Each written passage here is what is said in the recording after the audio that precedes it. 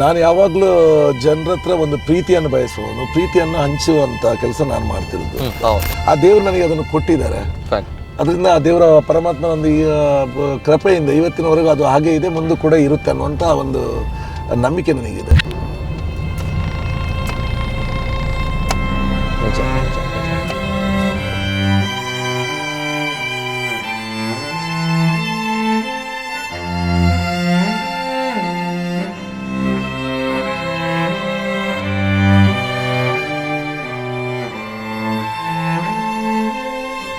ಕಡು ಬಡತನದ ಕುಟುಂಬದಿಂದ ಬಂದವರು ಆಗಿದ್ದರಿಂದ ಈ ಸಮಾಜದಲ್ಲಿರುವಂತಹ ಕಟ್ಟಕಡೆ ಮನುಷ್ಯನ ಕಷ್ಟಗಳು ಹೇಗಿರುತ್ತೆ ಅನ್ನೋದ್ರ ಬಗ್ಗೆ ನನಗೆ ಸ್ಪಷ್ಟವಾದಂಥ ಅರಿವಿದೆ. ನನ್ನ ತಂದೆ ಮೊದಲು ಒಂದು ಕಾಫಿ ಎಸ್ಟೇಟಲ್ಲಿ ರೈಟರ್ ಆಗಿ ಕೆಲಸ ಮಾಡ್ತಾರೆ. ಮತ್ತೆ ನಮ್ಮ ತಾಯಿ ಮನೆ ಕೆಲಸಕ್ಕೆ ಹೋಗ್ತಾ ಇದ್ರು. ನನಗೆ ನನ್ನ ತಂದೆ ತಾಯಿ ಅಂದರೆ ಸರ್ವಸ್ವ. ನಾರಾಯಣ ಗುರುಗಳನ್ನ ನಾನು ನೋಡಲಿಲ್ಲ, ಆದರೆ ಜನಾರ್ದನ್ ಪೂಜಾರಿ ಅವರನ್ನು ನಾನು ನೋಡಿದ್ದೆ. ನನ್ನ ಹತ್ರ ಏನೂ ಇಲ್ಲ. ಯಾರಿಗಾದ್ರೂ ಒಂದು ಕಷ್ಟದವರು ಬಂದು ನನ್ನ ಹತ್ರ ಕೇಳಿದಾಗ ಅದು ಎಲ್ಲಿಂದಲೋ ಏನೋ ಬರುತ್ತೆ, ಅದನ್ನು ಅವರಿಗೆ ಕೊಡುವಂಥ ಕೆಲಸ ನಾನು ಮಾಡ್ತಾ ಇದ್ದೆ. 1.5 ಗಂಟೆಗಳ ಕಾಲ ನಿದ್ರೆ, ಬಟ್ ಸ್ಟಿಲ್ ಮುಖದಲ್ಲಿ ಒಂದು ನಗು ಇದೆ ಸರ್, ಮಂದಹಾಸ ಇನ್ನೂ ಇದೆ. ಆ ಒಂದು ಪ್ರಶ್ನೆ ಸರ್, ಆ ಒಂದು ಎನರ್ಜಿ. ನಿದ್ದೆ ಮಾಡೋದು ಎಷ್ಟು ಅಂತ ಕೇಳಿದ್ರೆ 1.5 ಗಂಟೆ ನಿದ್ದೆ ನಾವು ಮಾಡ್ತೇವೆ. ಜನಗಳ ಹತ್ರ ನಾವು ಏನು ಭೇಟಿ ಆಗ್ತಿದ್ದೇವೆ, ಅಲ್ಲಿ ಸಿಗ್ತಿರುವಂಥ ಸ್ಪಂದನೆಗಳು ನೋಡಿದಾಗ ಎಲ್ಲ ಮರೆಯುತ್ತೆ. ಅಂದ್ರೆ ಪದ್ಮರಾಜ್ ಅವ್ರಿಗೆ ಇದು ಹೊಸತಲ್ವಾ ಸರ್ ಜೀವನ? ಯಾಕಂದ್ರೆ ರಾಜಕಾರಣಿಗಳು ಅಂತ ಬಂದಾಗ ಈ ಹಿಂದೆ ಎಲೆಕ್ಷನ್ ಅಲ್ಲಿ ನಿಂತವರಿಗೆ ಎಕ್ಸ್ಪೀರಿಯನ್ಸ್ ಇರಬಹುದು. ಇಲ್ಲಿ ನಮಗೊಂದು ಕೋಮು ಸೂಕ್ಷ್ಮ ಪ್ರದೇಶ ಅನ್ನುವಂತ ಒಂದು ಟ್ಯಾಗ್, ಅದರಿಂದ ಯಾವುದೇ ಇನ್ವೆಸ್ಟ್ಮೆಂಟ್ಗಳು ಇಲ್ಲಿ ಬರಲ್ಲ, ಯಾವುದೇ ಉದ್ದಿಮೆಗಳು ಇಲ್ಲಿ ಬರಲ್ಲ. ನಗರ ಇಲ್ಲಿ ನಮಗೆ ಬೇಕಾದಷ್ಟು ಅಭಿವೃದ್ಧಿ ಮಾಡಲಿಕ್ಕೆ ನಮ್ಮ ಹತ್ರ ಅಪರ್ಚುನಿಟೀಸ್ ಇದೆ. ನಮ್ಮ ತುಳುನಾಡಿನ ಸಂಸ್ಕೃತಿ ಏನಿತ್ತು, ಸಾಮರಸ್ಯದ ಗತವೈಭವ ಇದ್ದಂಥದ್ದು, ಇದಕ್ಕೆ ಒಂದು ಕೊಡಲಿಯೇಟಿ ಇವರು ರಾಜಕೀಯದ ದುರಾಸೆಯಿಂದ ಮಾಡಿದ್ದಾಗಿ ಇವತ್ತು ಈ ಕರ್ಮವನ್ನು ನಾವು ಅನುಭವಿಸಿಕೊಂಡು ಬರ್ತಾ ಇದ್ದೇವೆ. ಜಾತಿಯಲ್ಲಿ ನಾವು ಇಂಥ ಜಾತಿಯಲ್ಲೇ ಹುಟ್ಟಬೇಕು, ಇಂಥ ಧರ್ಮದಲ್ಲೇ ಹುಟ್ಟಬೇಕು ಅಂತ ಯಾರೂ ಕೂಡ ನಾವು ಅರ್ಜಿ ಹಾಕಿ ಹುಟ್ಕೊಂಡು ಬಂದವರಲ್ಲ. ಜನಗಳು ನನ್ನ ಮೇಲೆ ಇಟ್ಟಿರುವಂಥ ಪ್ರೀತಿ, ವಿಶ್ವಾಸ, ನಂಬಿಕೆ, ನಿರೀಕ್ಷೆಗಳನ್ನು ಉಳಿಸುವಂಥ ಶಕ್ತಿ ನನಗೆ ಕೊಡು. ಈ ಅಹಂಕಾರ ಎನ್ನುವುದು ನನ್ನ ತಲೆಗೆ ಯಾವತ್ತೂ ಹತ್ತದಂತೆ ನನ್ನನ್ನು ಕಾಪಾಡು ಅಂತ ನಾನು ಆ ಪರಮಾತ್ಮನಲ್ಲಿ ಬೇಡಿಕೊಳ್ಳುವಂಥದ್ದು. ದೇಶದ ಮಾತಾ ಭಾಷೆಯಲ್ಲಿ ಮಾತಾಡಿದ ಸಾಕತ್ತಿದ್ದ ವ್ಯಕ್ತಿತ್ವದ ಪದ್ಮರಾಜ್ ಆರ್ ಪೂಜಾರಿ ವೀಕ್ಷಕರ ನಮಸ್ತೆ. ನಮ್ಮ ಕುಡ್ಲ ವಾಹಿನಿ ನೋಡ್ತಾ ಇರುವಂತಹ ಸಮಸ್ತ ವೀಕ್ಷಕರು ಕೂಡ ವಿಶೇಷ ಕಾರ್ಯಕ್ರಮ ಜನನಾಯಕ ಕಾರ್ಯಕ್ರಮಕ್ಕೆ ಸ್ವಾಗತ. ಹೇಳಿ ಕೇಳಿ, ಲೋಕಸಭಾ ಚುನಾವಣಾ ಕಣ ರಂಗೇಡ್ತಾ ಇದೆ. ಇವೆಲ್ಲದರ ನಡುವೆ ದಕ್ಷಿಣ ಕನ್ನಡ ಪ್ರತಿಷ್ಠಿತವಾಗಿರುವಂತಹ ಲೋಕಸಭಾ ಕ್ಷೇತ್ರ, ಈ ಲೋಕಸಭಾ ಕ್ಷೇತ್ರದಲ್ಲಿ ಈ ಬಾರಿ ಜಿದ್ದಾಜಿದ್ದಿನ ಕ್ಷೇತ್ರವಾಗಿ ಇದು ಮಾರ್ಪಾಡಾಗಿದೆ. ಯಾಕಂದರೆ ಈ ಬಾರಿ ಇಬ್ಬರು ನವ ಯುವಕರಿಗೆ ಒಂದು BJPಯಿಂದ ಜೊತೆಗೆ ಕಾಂಗ್ರೆಸ್ನಿಂದ ಮಣೆ ಹಾಕಲಾಗಿದೆ. ಒಂದು ಕಡೆ BJPಯಿಂದ ಬ್ರಿಜೇಶ್ ಶೌಟ್ ಅವರು ಸ್ಪರ್ಧೆ ಮಾಡ್ತಾ ಇದ್ದಾರೆ, ಕಾಂಗ್ರೆಸ್ನಿಂದ ಪದ್ಮರಾಜ್ ಆರ್ ಪೂಜಾರಿ ಅವರು ಸ್ಪರ್ಧೆಯನ್ನು ಮಾಡ್ತಾ ಇದ್ದಾರೆ. ಇದೀಗ ನಾನು ಜನನಾಯಕ ಈ ಒಂದು ಸ್ಪೆಷಲ್ ಎಪಿಸೋಡ್ನಲ್ಲಿ ಇರುವಂಥದ್ದು ನಮ್ಮ ಕರ್ನಾಟಕದಲ್ಲಿ ಏಕೈಕ ಒಂದು ಕ್ಷೇತ್ರವನ್ನು ಬ್ರಹ್ಮಶ್ರೀ ನಾರಾಯಣ ಗುರುಗಳು ಒಂದೇ ಜಾತಿ, ಒಂದೇ ಮತ, ಒಂದೇ ದೇವರು ಅನ್ನುವಂತಹ ತತ್ವದಡಿಯಲ್ಲಿ ವಿಶ್ವ ಮಾನವ ತತ್ವವನ್ನು ಜಗತ್ತಿಗೆ ಸಾರಿದಂತಹ ಬ್ರಹ್ಮಶ್ರೀ ನಾರಾಯಣ ಗುರುಗಳು ಪ್ರತಿಷ್ಠಾಪಿಸಿದಂತಹ ಕರ್ನಾಟಕದ ಏಕೈಕ ದೇವಾಲಯ ಕುದ್ರೋಳಿ ದೇವಸ್ಥಾನ. ಈ ಕುದ್ರೋಳಿ ದೇವಸ್ಥಾನದಲ್ಲಿ ನಾವಿದ್ದೇವೆ. ಈ ಕುದ್ರೋಳಿ ದೇವಸ್ಥಾನ ಸ್ಪೆಷಾಲಿಟಿ ಯಾಕೆ ಇವತ್ತಿನ ಕಾರ್ಯಕ್ರಮದಲ್ಲಿ ನಾವಿದ್ದೇವೆ ಅಂತ ಬಂದಾಗ, ಈ ಕುದ್ರೋಳಿ ಕ್ಷೇತ್ರದಲ್ಲೇ ಪದ್ಮರಾಜ್ ಆರ್ ಪೂಜಾರಿ ಅವರು ಖಜಾಂಚಿಯಾಗಿ, ಕೋಶಾಧಿಕಾರಿಯಾಗಿ ಕೆಲಸವನ್ನು ನಿರ್ವಹಿಸ್ತಾ ಇದ್ದಾರೆ. ಹಾಗಿದ್ದಾಗ ಬರೋಬ್ಬರಿ 6-7 ತಿಂಗಳಿಂದ ಹಿಂದೆ ಇವರು ಕಾಂಗ್ರೆಸ್ಸಿಗೆ ಸೇರ್ಪಡೆಯಾಗಿರುವಂಥದ್ದು. ಅದಕ್ಕಿಂತ ಮೊದಲನೇದಾಗಿ 27 ವರ್ಷಗಳ ಕಾಲ ಈ ಕ್ಷೇತ್ರದಲ್ಲಿ ಕೋಶಾಧಿಕಾರಿಯಾಗಿ ಸೇವೆಯನ್ನು ಸಲ್ಲಿಸಿದ್ದಾರೆ. ಹಾಗಿದ್ದಾಗ ಅವರ ಒಂದು ಎಲೆಕ್ಷನ್ ಜರ್ನಿ ಈಗ ಯಾವ ರೀತಿ ಇದೆ? ಕೇವಲ ಒಂದು 6-7 ದಿನಗಳು ಮಾತ್ರ ಬಾಕಿ ಇರುವಂಥದ್ದು. ಆಗಿದ್ದಾಗ ಯಾವ ರೀತಿ ಬ್ಯುಸಿ ಶೆಡ್ಯೂಲ್ ಇದೆ, ಯಾವ ರೀತಿ ಅವರ ದೈನಂದಿನ ದಿನಚರಿ ಇದೆ, ಇವೆಲ್ಲವನ್ನು ಕೂಡ ನೋಡ್ಕೊಂಡು ಬರೋಣ ಇವತ್ತಿನ ನಮ್ಮ ಕಾರ್ಯಕ್ರಮದಲ್ಲಿ. ಬನ್ನಿ.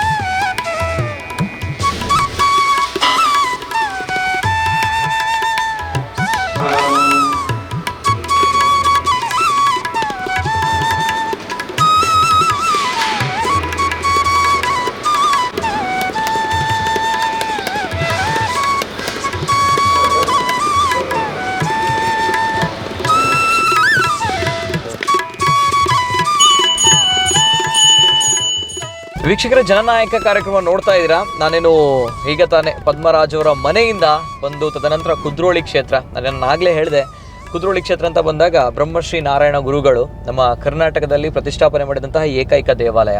ಆ ದೇವಾಲಯದ ಕೋಶಾಧಿಕಾರಿಯವರು ಪದ್ಮರಾಜ್ ಅವರು. ಹಾಗೆ ಪದ್ಮರಾಜ್ ಅವರು ಕುದ್ರೋಳಿ ಕ್ಷೇತ್ರಕ್ಕೆ ಹೋದರು, ಅಲ್ಲಿ ದೇವರಿಗೆ ಪ್ರಾರ್ಥನೆಯನ್ನು ಮಾಡಿ, ಅವರಂದರೆ ದೈನಂದಿನ ಜೀವನ ಇದೇ ರೀತಿ ಪ್ರಾರಂಭ ಆಗುತ್ತಂತೆ. ಸೊ ಹಾಗಿದ್ದಾಗ ಪ್ರಾರ್ಥನೆಯನ್ನು ಮಾಡಿ ಹೊರಟಿದ್ದಾರೆ. ನಾನು ಕೂಡ ಅವ್ರ ಜೊತೆ ಕಾರಲ್ಲಿ ಇದ್ದೇನೆ. ಸೊ ನನಗೆ ಮಾತಾಡಲಿಕ್ಕೆ ಸಿಕ್ಕಿದ್ದಾರೆ ಪದ್ಮರಾಜ್ ಅವರು. ಪದ್ಮರಾಜ್ ಅವರು ನಮಸ್ಕಾರ ಸರ್. ನಮಸ್ತೆ ಸರ್. ಈಗ ಹೇಗಿದ್ದೀರಿ ಸರ್? Super super sir. ಯಾಕಂದರೆ ನಾನು ಆಗದಿಂದ ನೋಡ್ತಾ ಇದ್ದೇನೆ ಸರ್, ಬೆಳಿಗ್ಗೆಯಿಂದ ಒಂದು ಬಹುಶಃ ನಾವು ಬಂದಿರೋದು 6 ಗಂಟೆಗೆ. ತಮ್ಮೊಂದು ಶೆಡ್ಯೂಲ್ ಬಹಳಷ್ಟು ಬೇಗ ಪ್ರಾರಂಭ ಆಗುತ್ತೆ. ಎಲೆಕ್ಷನ್ ಇನ್ನೇನು 5-6 ದಿನಗಳು ಬಾಕಿ ಇದೆ ಅಂತ ಬಂದಾಗ ತುಂಬ ಹೆಕ್ಟಿಕ್ ಆಗಿರುವಂಥ ವರ್ಕ್ಗಳ ನಡುವೆ ನಾವು ಕುದ್ರೋಳಿ ಕೂಡ ಹೋಗಿ ಬಂದ್ವಿ. ನಿಮ್ಮ ಜೊತೆ ಬಂದಾಗ ಒಂದು ಒಳ್ಳೆಯ ದೇವರ ದರ್ಶನ ಕೂಡ ಆಯಿತು ನಮಗೆ. ಹೇಗಾಗ್ತಾ ಇದೆ ಸರ್? ಎಷ್ಟು ಗಂಟೆಗೆ ಹೇಳ್ತೀರಾ ಈಗ ಸದ್ಯ ಪರಿಸ್ಥಿತಿ? ಸರ್, ಈಗ ದೈನಂದಿನ ಜೀವನ ಅಂತ ಸ್ವಲ್ಪ ನಾವು ಅಡ್ಜಸ್ಟ್ ಮಾಡ್ಕೊಳ್ಬೇಕಾಗಿದ್ದು ಅನಿವಾರ್ಯತೆ ಇದೆ. ಈಗ ನಿದ್ದೆ ಮಾಡೋದು ಎಷ್ಟು ಅಂತ ಕೇಳಿದ್ರೆ 1 ರಿಂದ 1.5 ಗಂಟೆ ನಿದ್ದೆ ನಾವು ಮಾಡ್ತಾ ಇದ್ದೀವಿ ಈಗ. ಆದರೆ ಈ ಒಂದ್ಸಲ ನಾವು ಹೊರಗಡೆ ಬಂದ ಕ್ಷಣ ಜನಗಳ ಹತ್ರ ನಾವು ಏನು ಭೇಟಿ ಆಗ್ತಿದ್ದೇವೆ, ಅಲ್ಲಿ ಸಿಗ್ತಿರುವಂಥ ಸ್ಪಂದನೆಗಳು ನೋಡಿದಾಗ ಎಲ್ಲ ಮರೆಯುತ್ತೆ, ಏನಿದ್ರು ಗೊತ್ತಾಗೋದಿಲ್ಲ. ಈಗ ಸ್ವಲ್ಪ ನಾವು ಈ ಕೂತ್ಕೊಂಡಾಗ ಟೈರ್ಡ್ನೆಸ್ ಇರುತ್ತೆ, ಅದು ಜನಗಳ ಹತ್ರ ಬೆರೆಯುವಾಗ ಇದೇ ಹೋಗುತ್ತೆ ಅಂತ ಒಂದು ಅದ್ಭುತ ಸ್ಪಂದನೆ ಇದೆ. ಖುಷಿ ಆಗ್ತಾ ಇದೆ ಅಲ್ವಾ? ಒಂದು ಅಂದ್ರೆ ಬೆಳಿಗ್ಗೆ 5 ಗಂಟೆಗೆ ಹೇಳ್ತೀರಿ ನೀವು ತಾವು? ಹೌದು, 5 ನಾವು ಬರುವಾಗ ಬೇರೆ ಬೇರೆ ಎಲ್ಲ ಇದಿರುತ್ತೆ, ಜನಗಳನ್ನು ಮೀಟ್ ಆಗುವಂಥದ್ದು. ನಿಮಗೆ ಗೊತ್ತಿದೆ, ತುಳುನಾಡು ಅಂತ ಹೇಳಿದ ತಕ್ಷಣ ನಮ್ದು ಬೇರೆ ಬೇರೆ ಸಂಸ್ಕೃತಿಗಳಿದೆ. ಇಲ್ಲಿ ದೇವಸ್ಥಾನಗಳು, ದೈವಸ್ಥಾನಗಳು, ಪ್ರಾರ್ಥನಾ ಮಂದಿರಗಳು ಕರೀತಾರೆ, ನಾವು ಹೋಗ್ಬೇಕಾಗುತ್ತೆ. ಕೆಲವು ಕಡೆ ಹೋಗಿ ಬರ್ಬೇಕು ಅಂತಾದ್ರೆ ಪ್ರತಿ ದಿವಸ 3 ಗಂಟೆ 4 ಗಂಟೆ ಇದು ಸರ್ವೇ ಸಾಮಾನ್ಯ ಆಗಿ ಹೋಗ್ಬಿಟ್ಟಿದೆ. ಮತ್ತೆ 5:30 ಎದ್ದು ಹೊರಡಲೇಬೇಕು. ಹಾಗೆ ಅಂದ್ರೆ ಪದ್ಮರಾಜ್ ಅವ್ರಿಗೆ ಇದು ಹೊಸತಲ್ವಾ ಸರ್ ಜೀವನ? ಯಾಕಂದ್ರೆ ರಾಜಕಾರಣಿಗಳು ಅಂತ ಬಂದಾಗ ಈ ಹಿಂದೆ ಎಲೆಕ್ಷನ್ ಅಲ್ಲಿ ನಿಂತವರಿಗೆ ಎಕ್ಸ್ಪೀರಿಯನ್ಸ್ ಇರ್ಬೋದು, ಪದ್ಮರಾಜ್ ಅವರು ಹೊಸತ್ತು. ಹಾಗಿದ್ದಾಗ ಎಷ್ಟು ಖುಷಿ ತಂದಿದೆಯಾ ಅಥವಾ ಹೆಕ್ಟಿಕ್ ಆಗ್ತಾ ಇದೆಯಾ, ಕಿರಿಕಿರಿ ಆಗ್ತಾ ಇದೆಯಾ, ಹೇಗೆ ಸರ್? ಇಲ್ಲ, ಖಂಡಿತವಾಗಲಿಲ್ಲ. ನನಗೆ ರಾಜಕೀಯ ಚುನಾವಣೆಯನ್ನು ನಾನು ನನ್ನ ಗುರುಗಳು ಜನಾರ್ದನ್ ಪೂಜಾರಿ ಅವರೊಟ್ಟಿಗೆ ನಾನು ತುಂಬ ಇನ್ವಾಲ್ವ್ ಆಗಿದ್ದೆ ಎಲೆಕ್ಷನಲ್ಲಿ. ಅದು ಇಷ್ಟೊಂದು ಹೆಕ್ಟಿಕ್ ಆಗುವಾಗ ಆ ಸಮಯದಲ್ಲಿ ಏನಿತ್ತು ಅಂದ್ರೆ ಮ್ಯಾನೇಜ್ ಮಾಡ್ಲಿಕ್ಕೆ ನಾವಿದ್ದು. ಇವತ್ತು ನಾನೇ ಎಲ್ಲ ನನಗೆ ನಂದನ ಮಾಡ್ಲಿಕ್ಕೆ ಕಷ್ಟ ಆಗುತ್ತೆ ಆ ರೀತಿ. ಅದು ಇವತ್ತು ಏನು ಪಕ್ಷದ ನಾಯಕರಿದ್ದಾರೆ ಅಥವಾ ನಮ್ಮ ರಿಲೇಟಿವ್ಸ್ ಏನಿದ್ದಾರೆ, ನಮ್ಮ ಫ್ರೆಂಡ್ಸ್ ಏನಿದ್ದಾರೆ, ಎಲ್ಲರೂ ನನ್ನ ಒಟ್ಟಿಗೆ ಇದ್ದಾರೆ. ಅವರು ಯಾವುದೇ ರೀತಿಯ ನನಗೆ ಭಾರ ಆಗದಂತೆ ಒಂದು ಕೇರ್ ಅನ್ನು ತಗೊಳ್ತಿದ್ದಾರೆ. ಆ ನಿಟ್ಟಿನಲ್ಲಿ ನಾನು ಪುಣ್ಯವಂತ ಅಂತ ಕೂಡ ಹೇಳ್ಬೇಕಾಗುತ್ತೆ. ಓಕೆ. ಜೊತೆಗೆ ಎನಿವೆ 1.5 ಗಂಟೆಗಳ ಕಾಲ ನಿದ್ರೆ, ಬಟ್ ಸ್ಟಿಲ್ ಮುಖದಲ್ಲಿ ಒಂದು ನಗು ಇದೆ ಸರ್, ಮಂದಹಾಸ ಇನ್ನೂ ಇದೆ. ಆ ಒಂದು ಫ್ರೆಶ್ನೆಸ್ ಸರ್, ಆ ಒಂದು ಎನರ್ಜಿ ಏನು ಹೇಳ್ತೀರಾ ಸರ್? ಹೌ ಅನ್ನುವಂಥದ್ದು ಒನ್ಸ್ ಅಗೇನ್, ಯಾಕಂದರೆ ಇದನ್ನು ನಾನು ಪ್ರತಿ ಬಾರಿ ಕೇಳ್ತೀನಿ, ಆವಾಗಾದ್ರೂ ಸ್ವಲ್ಪ ಆದ್ರೂ ಫ್ರೀ ಆಗಿರ್ತೀರಿ. ಆಗ ಈಗ ಎಲೆಕ್ಷನ್ ಹೆಕ್ಟಿಕ್ಗಳ ನಡುವೆಯೂ ಕೂಡ ಈ ಒಂದು ಫ್ರೆಶ್ನೆಸ್, ಈ ಒಂದು ಎನರ್ಜಿ, ಈ ಒಂದು ಮಂದಹಾಸ, ಹೌ ಸರ್? ನೋಡಿ, ನಂದು ಉದ್ದೇಶ ಇರೋದು ಕೂಡ ಇದು ಯಾವುದು ಕೂಡ ನಂದು ಕೃತಕ ನಗು ಅಂತ ನಾವೇನು ಹೇಳ್ತೇವೆ ಅದು ಅಲ್ಲ. ನಾನು ಯಾವಾಗಲೂ ಜನರ ಹತ್ರ ಒಂದು ಪ್ರೀತಿಯನ್ನು ಬಯಸುವವನು, ಪ್ರೀತಿಯನ್ನು ಹಂಚುವಂಥ ಕೆಲಸ ನಾನು ಮಾಡ್ತಿರೋದು. ಪ್ರೀತಿಯಲ್ಲಿ ಗೆಲ್ಲಬೇಕು ಅಂತ. ಒಂದು ನಗು ಒಂದು ಮನುಷ್ಯನ ಅವನ ಏನು ಕಷ್ಟಗಳಿದ್ರೂ ಅದನ್ನು ಮರೆಸುವಂಥ ಶಕ್ತಿ ಒಂದು ನಗುಗಿರುತ್ತೆ. ಆ ದೇವರು ನನಗೆ ಅದನ್ನು ಕೊಟ್ಟಿದ್ದಾರೆ. ಅದರಿಂದ ಆ ದೇವರ ಪರಮಾತ್ಮ ಒಂದು ಕೃಪೆಯಿಂದ ಇವತ್ತಿನವರೆಗೂ ಅದು ಹಾಗೆ ಇದೆ, ಮುಂದೆ ಕೂಡ ಇರುತ್ತೆ ಅನ್ನುವಂಥ ಒಂದು ನಂಬಿಕೆ ನನಗಿದೆ. Okay, beautiful sir. ಇದೇ ರೀತಿ ಸ್ಮೈಲ್ ಇರಲಿ ಸರ್. ಜೊತೆಗೆ ನಾನು ನಿಮ್ಮ ಮನೆಗೆ ಬಂದಾಗ ಬೆಳಿಗ್ಗೆಯಿಂದಲೇ ತಮ್ಮ ದಿನಚರಿಯನ್ನು ನೋಡಿದಾಗ ತಮ್ಮ ತಂದೆ ತಾಯಿಯವರನ್ನು ಕೂಡ ನೋಡಿದೆ. ತಂದೆಯವರು ಕೂಡ ಪೂಜೆಯನ್ನು ಮಾಡ್ತಾ ಇದ್ರು ದೇವರಿಗೆ. ತದನಂತರ ತಾಯಿಯವರು ಕೂಡ ಬಂದು ನಮಗೆಲ್ಲರಿಗೂ ಕೂಡ ಕಾಫಿಯನ್ನೆಲ್ಲ ಕೊಟ್ಟರು ಕುಡಿಲಿಕ್ಕೆ. ಸೊ ಹಾಗಿದ್ದಾಗ ತಮ್ಮ ಒಂದು ಫ್ಯಾಮಿಲಿ ಅಲ್ಲಿ ಕೇಳಬೇಕಂತ ಇದ್ದೆ, ಆದರೆ ಬ್ಯುಸಿ ಇದ್ರಿ. ತಮ್ಮ ತಂದೆ ತಾಯಿಯ ಪರಿಚಯ ಸರ್ ಏನು ಹೇಳ್ತೀರಾ ಸರ್? ನೋಡಿ, ನಾನು ಒಬ್ಬ ಅತಿ ಬಡ ಕುಟುಂಬದಿಂದ ನಾವು ಬಂದಂಥವ್ರು. ನಾನು ಹೇಳಿದ್ದೆ ನಿಮಗೆ ಮೊದಲು, ನಾನು ಶಾಲೆಗೆ ಹೋಗ್ಬೇಕಾದ್ರೆ ನಾನು, ನನ್ನ ಅಣ್ಣ, ನನ್ನ ತಂಗಿ 4 ಕಿಲೋಮೀಟರ್ ನಡ್ಕೊಂಡು ಹೋಗಿ 4 ಕಿಲೋಮೀಟರ್ ನಡ್ಕೊಂಡು ಬರ್ತಾ ಇದ್ದು. ಆ ಸಮಯದಲ್ಲಿ ಬಸ್ಸಿಗೆ ಕೊಡ್ಲಿಕ್ಕೆ ಎಷ್ಟು ದುಡ್ಡು ಅಂತ, ಟಿಕೆಟ್ ಫೇರ್ 10 ಪೈಸೆ, 3 ಜನಕ್ಕೆ 30 ಪೈಸೆ ಕೊಡಬೇಕಿತ್ತು. ನಾವು ಬಾಡಿಗೆ ಮನೆಯಲ್ಲಿ ಇದ್ದಂಥವ್ರು. ನಮ್ಮ ತಂದೆ ತಾಯಿ ಕೂಡ ಅವ್ರ ಹಿರಿಯರ ಆಸ್ತಿ ಅಂತ ಯಾವುದು ಕೂಡ 1 ಪೈಸೆ ಕೂಡ ಇಲ್ಲ. ಆದ್ರಿಂದ ನಾವು ಅದನ್ನು ಆ ಒಂದು ಇದರಲ್ಲಿ ನಾವು ಬಂದಂಥವ್ರು. ಮುಂದೆ ನಮಗೆ ನಮ್ಮ ತಂದೆ ತಾಯಿಯವರು ಏನು ಕೊಟ್ಟಿದ್ದ ಏನಂತ ಕೇಳಿದ್ರೆ ಒಳ್ಳೆಯ ಸಂಸ್ಕಾರಗಳನ್ನು ಕೊಟ್ಟಿದ್ದಾರೆ, ಹಾಗೆ ಒಳ್ಳೆಯ ವಿದ್ಯಾಭ್ಯಾಸವನ್ನು ಕೊಟ್ಟರು. ಆ ವಿದ್ಯಾಭ್ಯಾಸವನ್ನು ಪಡ್ಕೊಂಡು ನಾವೊಂದು ಕಡು ಬಡತನದ ಕುಟುಂಬದಿಂದ ಬಂದವರು ಆಗಿದ್ದರಿಂದ ಈ ಸಮಾಜದಲ್ಲಿರುವಂತಹ ಕಟ್ಟಕಡೆ ಮನುಷ್ಯನ ಕಷ್ಟಗಳು ಹೇಗಿರುತ್ತೆ ಅನ್ನೋದ್ರ ಬಗ್ಗೆ ನನಗೆ ಸ್ಪಷ್ಟವಾದಂಥ ಅರಿವಿದೆ. ಅಚಾನಕ್ಕಾಗಿ ನಾನು LLB ಮಾಡಿದೆ. ಅದರ ನಂತರ ಮಾನ್ಯ ಶ್ರೀಮಾನ್ ಬಿ ಜನಾರ್ದನ್ ಪೂಜಾರಿ ಅವರ ಒಂದು ಕಚೇರಿಯಲ್ಲಿ ವಕೀಲ ವೃತ್ತಿಯನ್ನು ನಾನು ಆರಂಭ ಮಾಡಿದೆ. ಜನಾರ್ದನ್ ಜನಾರ್ದನ್ ಪೂಜಾರಿ ಅವರ ಒಡನಾಟ 92ರಿಂದಲೇ ಇದೆ. ಆ ಸಮಯದಲ್ಲಿ ಅವರೊಬ್ಬ ದೇಶದ ಒಬ್ಬ ಪ್ರಬುದ್ಧ ರಾಜಕಾರಣಿ, ಪ್ರಾಮಾಣಿಕ, ನಿಷ್ಠಾವಂತ, ಒಬ್ಬ ಸ್ವಚಾರಿತ್ಯದ ರಾಜಕಾರಣಿಯಾಗಿ ಇವತ್ತು ವಿರೋಧ ಪಕ್ಷಗಳಿಂದಲೂ ಹೇಳಿಸ್ಕೊಂಡವರು. ಅವರನ್ನು ನಾನು ಫಾಲೋ ಮಾಡಿದೆ. ನಾರಾಯಣ ಗುರುಗಳ ಒಂದು ತತ್ವ ಸಂದೇಶದ ಬಗ್ಗೆ ಬಹಳಷ್ಟು ನಂಬಿಕೆ ಇಟ್ಟವರು, ಅದನ್ನು ಅಕ್ಷರಕ್ಷರ ಪಾಲಿಸುವಂಥ ಕೆಲಸ ಅವ್ರು ಮಾಡ್ಕೊಂಡು ಬರ್ತಾ ಇದ್ರು. ನಾರಾಯಣ ಗುರುಗಳನ್ನ ನಾನು ನೋಡಲಿಲ್ಲ, ಆದರೆ ಜನಾರ್ದನ್ ಪೂಜಾರಿ ಅವರನ್ನು ನಾನು ನೋಡಿದ್ದೆ, ಅವರೊಟ್ಟಿಗೆ ಇದ್ದೇನೆ. ಅದರಿಂದ ಅದನ್ನು ಪಾಲಿಸುವಂಥ ಕೆಲಸ ನಾನು ಮುಂದುವರಿಸಿಕೊಂಡು ಹೋಗ್ತಾ ಇದ್ದೇನೆ. ಅವರು ಯಾವ ರೀತಿ ಒಂದು ಜನಗಳ ಹತ್ರ ಬೆರೀತಿದ್ರು, ಬಡವರನ್ನು ಯಾವ ರೀತಿ ಅವರು ಸ್ಪಂದನೆ ಕೊಡ್ತಾ ಇದ್ರು, ಈ ಕೆಲಸ ಮತ್ತೆ ನನಗೆ ಒಂದು ಟ್ರಸ್ಟಿ ಆಗುವ ಭಾಗ್ಯ ಕೂಡ ಭಾರಿ ಚಿಕ್ಕ ಪ್ರಾಯದಲ್ಲಿ ಅಂತ ಹೇಳಬೇಕು. 97ರಲ್ಲಿ ನನಗೆ 1997 ಟ್ರಸ್ಟಿ ಆಗುವ ಭಾಗ್ಯ ಬಂತು. ಇವತ್ತಿಗೆ ಸುಮಾರು 27 ವರ್ಷಗಳಿಂದ ಕುದ್ರೋಳಿ ಗೋಕರ್ಣನಾಥ ಕ್ಷೇತ್ರದಲ್ಲಿ ನಾನು ಟ್ರಸ್ಟಿಯಾಗಿ, ಖಜಾಂಚಿಯಾಗಿ ನಾನು ಕೆಲಸ ಮಾಡ್ತಾ ಇದ್ದೇನೆ. ಏನು ಇವತ್ತಿದ್ರು ಕೂಡ ನಾರಾಯಣ ಗುರುಗಳ ಪ್ರೇರಣೆಯಂತೆ ಏನು ನನ್ನ ಹತ್ರ ಏನೂ ಇಲ್ಲ. ಯಾರಿಗಾದ್ರೂ ಒಂದು ಕಷ್ಟದ ಅವರು ಬಂದು ನನ್ನ ಹತ್ರ ಕೇಳಿದಾಗ ಅದು ಎಲ್ಲಿಂದಲೋ ಏನೋ ಬರುತ್ತೆ, ಅದನ್ನು ಅವರಿಗೆ ಕೊಡುವಂತ ಕೆಲಸ ನಾನು ಮಾಡ್ತಾ ಇದ್ದೆ. ಕರೆಕ್ಟ್. ಈಗ ನಿಮ್ಮ ಮನೆಗೆ ಬಂದಾಗ ಸರ್, ಅಂದ್ರೆ ಬಹುಶಃ ನಿಮ್ಮ ಒಂದು ಆ ಸಂಸ್ಕೃತಿ, ಆ ಒಂದು ಸಂಸ್ಕಾರ ಬಹುಶಃ ತಂದೆ ತಾಯಿಯಿಂದ ಬಂದಿದೆ, ಪೇರೆಂಟ್ಗಳಿಂದ ಬಂದಿದೆ ಅನ್ನುವಂತ ಒಂದು ವಿಚಾರ. ಯಾಕಂದ್ರೆ ನಾವು ನೋಡಿದಾಗ ಗಮನಿಸ್ತೀವಿ, ತಂದೆ ಹೆಸರು, ತಾಯಿ ಹೆಸರು ಏನ್ ಮಾಡ್ತಾ ಇದ್ರು ಸರ್? ನನ್ನ ತಂದೆ ಹೆಸರು HM ರಾಮಯ್ಯ ಅಂತ, ತಾಯಿ ಹೆಸರು ಲಲಿತಾ ಅಂತ. ನನ್ನ ತಂದೆದು ಊರು ಮೂಲ್ಕಿಯ ಚಿತ್ರಾಪು, ನನ್ನ ತಾಯಿಯ ಊರು ಮೂಡುಬಿದ್ರೆ ಅಲಂಗಾರ್.